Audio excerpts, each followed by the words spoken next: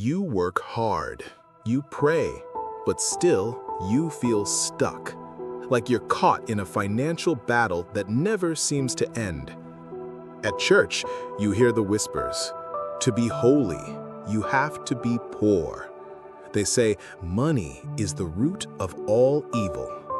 But what if they're wrong?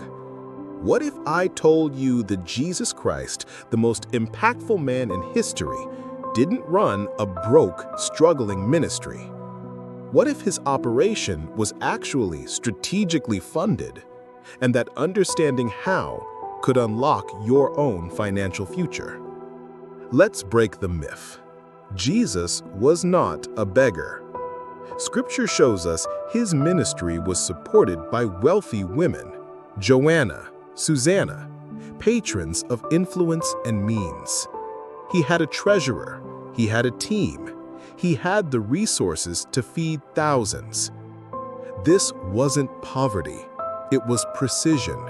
It was purpose-driven funding. So where does the confusion come from?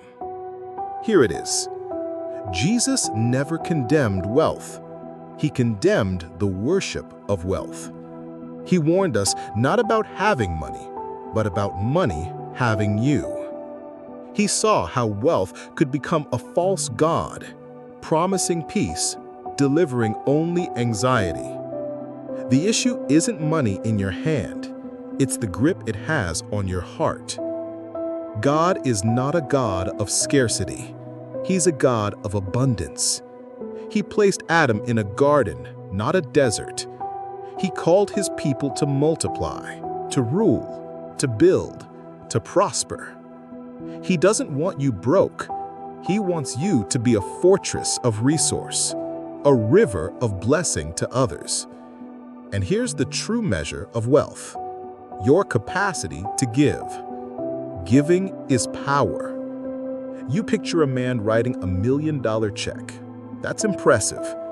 But maybe today, all you can give is $10. The principle is exactly the same. What matters is the act of releasing. But this leads to a painful, honest question. One that someone in our community asked. What if I give and get evil in return? What if I sow kindness and reap betrayal? What if the very people I helped become the ones who hurt me most?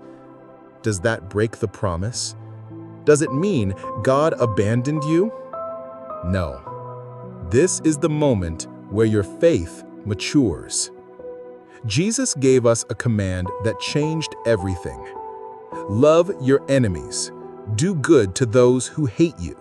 Bless those who curse you. Pray for those who mistreat you. Lend without expecting anything back. Why? Because your reward will be great, and you will be sons of the Most High.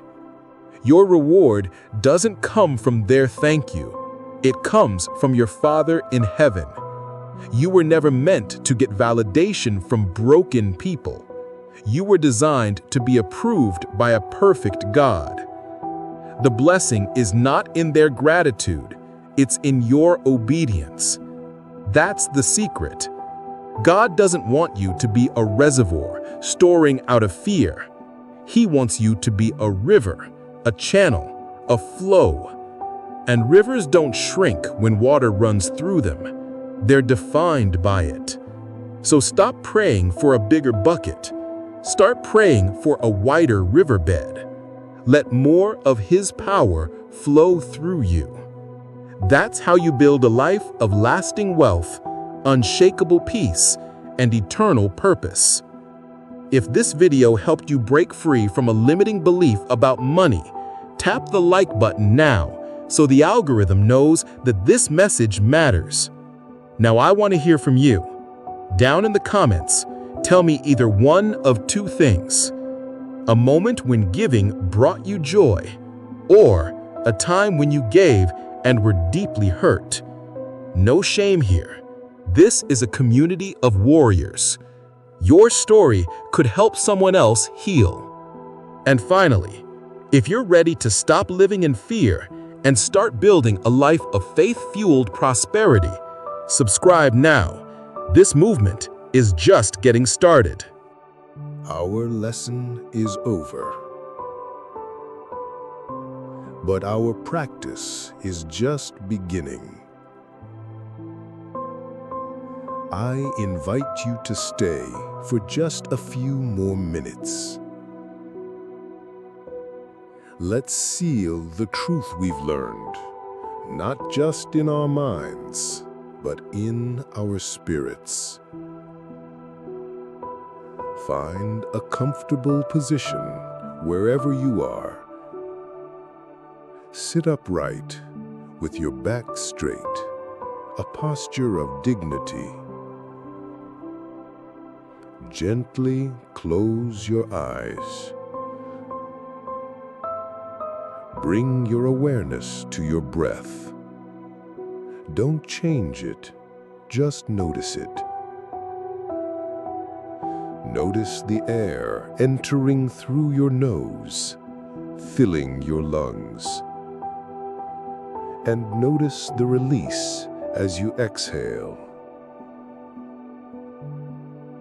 Now, let's give our breath a purpose. As you breathe in your mind say the words, "I breathe in God's peace." And as you breathe out, release the anxieties of this world. Let's do this together. Breathe in, "I am filled with His peace." Breathe out, releasing all financial fear. Breathe in, "I am a child of the Most High." Breathe out, releasing the need for human approval. Breathe in, trusting my source. Breathe out, releasing the pain of past betrayals. Now bring to mind the image of a great river. You are not a bucket desperately trying to be filled. You are the riverbed itself, strong, grounded, unmovable. God's blessing, His resources, His power, they are the water. Your purpose is not to hold the water, but simply to let it flow through you. Feel the striving cease. Feel the anxiety dissolve. You don't have to struggle. You just have to be a conduit for His glory, a river of peace. Carry this feeling with you. Let this be your final thought. My validation is not in my bank account. My validation is not in the gratitude of others. My validation is from God. Slowly bring your awareness back to the room. Wiggle your fingers and your toes. And when you are ready, you may open your eyes. Go in peace and build your fortress.